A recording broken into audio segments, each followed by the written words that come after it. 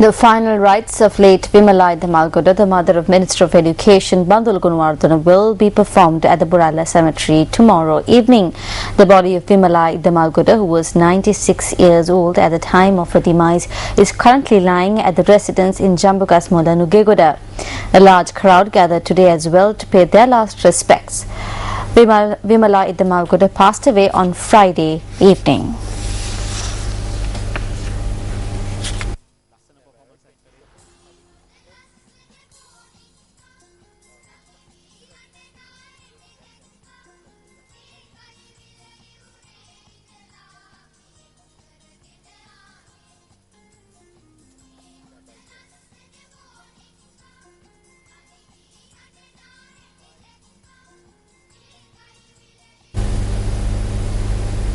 You're watching News First, and up next is a look at Action TV.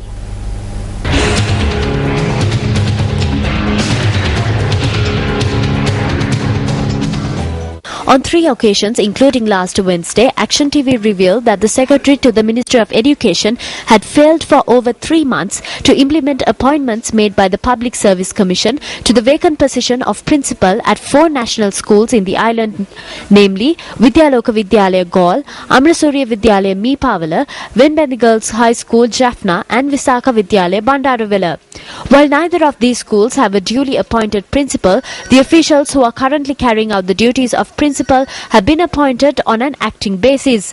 While the Education Ministry conducted interviews for the position of principal at these 4 schools, and the Public Service Commission granted appointments to 4 individuals based on the marks of the interviews on the 31st of May, the officials holding the position of acting principal have prevented these duly appointed principals from entering their respective schools, let alone allowing them to take over the position of principal. Action TV pointed out that while the Public Service Commission had sought the assistance of the Superintendent of Police in Gaul to enforce the appointment made to Vidyaloka Vidyalaya Gaul, this measure too failed to bear any fruit. A mind-boggling fate had befallen the duly appointed principal of Visakha Vidyalaya Bandaravilla last Wednesday.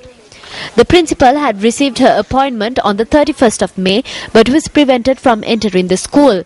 She was allowed to come up to the entrance of the school on Wednesday and sign the attendance register to show that she had reported for work.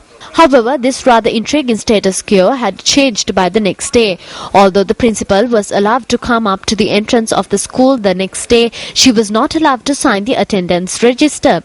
Action TV also revealed that instead of taking action against the parties responsible for this situation, the Secretary to the Ministry of Education took an ad hoc decision himself the very next day.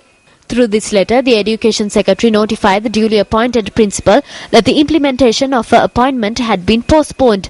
While the Education Secretary noted in this letter that he had arrived at this decision with the blanket approval of the Public Services Commission, Action TV pointed out that at a time when the Public Service Commission is active and functioning, the Education Secretary's use of the term blanket approval is not only a violation of the Commission's appointment but also merely a futile attempt to justify a mistake which has been knowingly committed.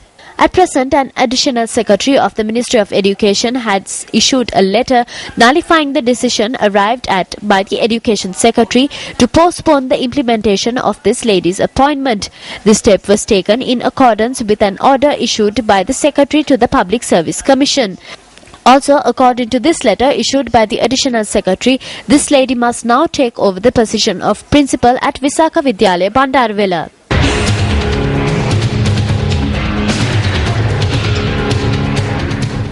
Let's now take a look at the newspaper cartoon of the day, which we selected from amongst today's English newspapers.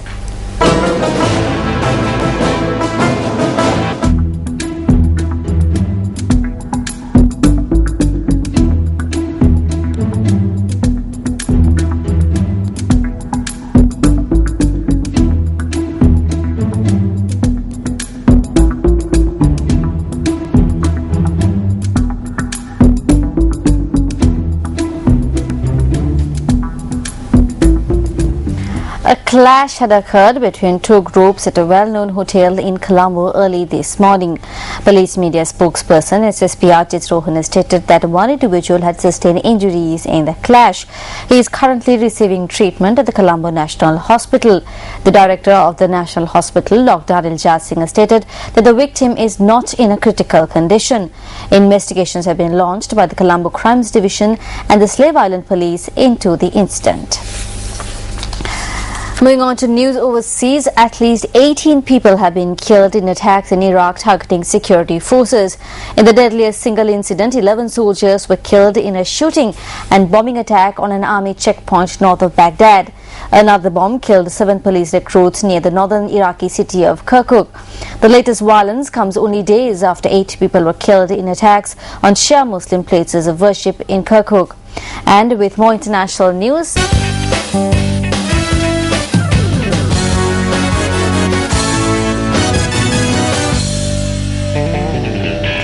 on to sports news now. The last day of the 125th Amateur Golf Championship got underway at the Royal Golf Course in Colombo today. The 125th Amateur Golf Championship is the second oldest amateur golf championship in the world. The final day saw in Tharangaraja of Sri Lanka taking on M. Dulal of Bangladesh for Amateur Championship. It was the Sri Lankan that prevailed in the end, beating Dulal 3-2 to claim his first amateur golf championship.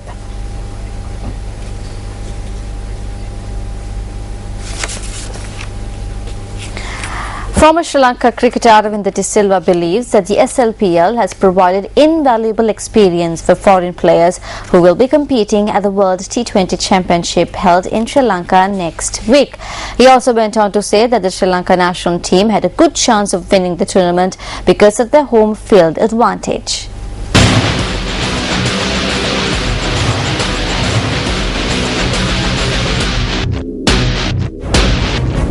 SLPL will definitely help the cause because I think they've just realized what sort of conditions they would be facing during the World Cup, and also considering the fact that the entire crowd will be behind them and the balance of the team, which matters most, is quite favorable towards Sri Lanka.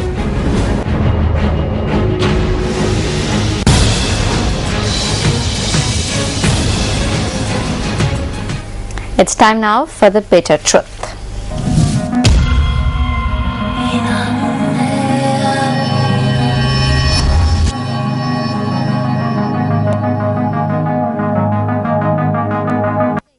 The unfortunate wastage of young talent due to the negligence and lack of caution shown towards schoolboys and girls have been continuously exposed on the bitter truth. However, whether the relevant authorities are responding to these exposures is still a mystery. The best example of this is the gut-wrenching statement made by this mother.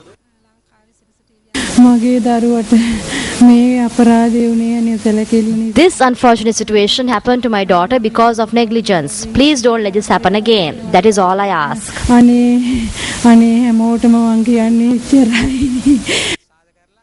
Whose fault is it that the life of young Devmini Ranagala was lost during an under-12 cricket tournament held in Buttala?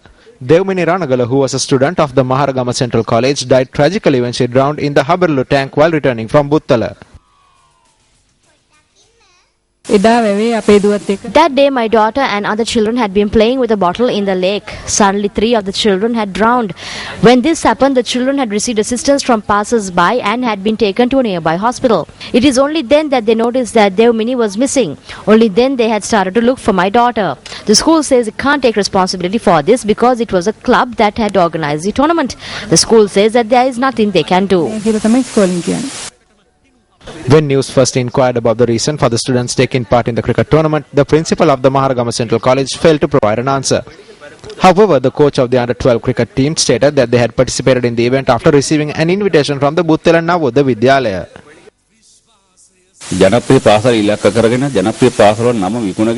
Cricket academies are a new way of putting reputed schools to shame. It is the principals and cricket coaches in schools that encourage students to join these academies. They convince the parents that the children have no future in cricket if not for these academies.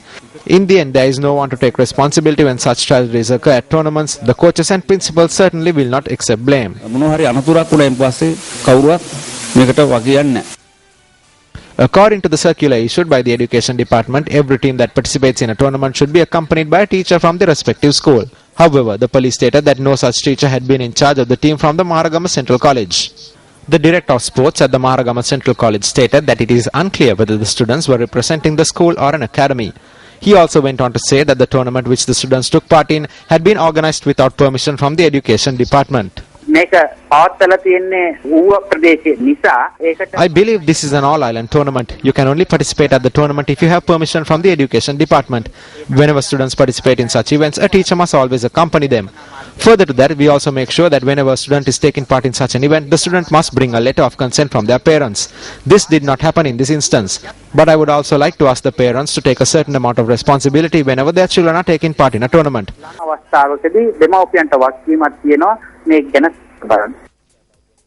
Apart from providing a child with his or her education, it is also the responsibility of teachers to protect their students from harm. Can one forget about the death of young Devmini and let those responsible for her death get away?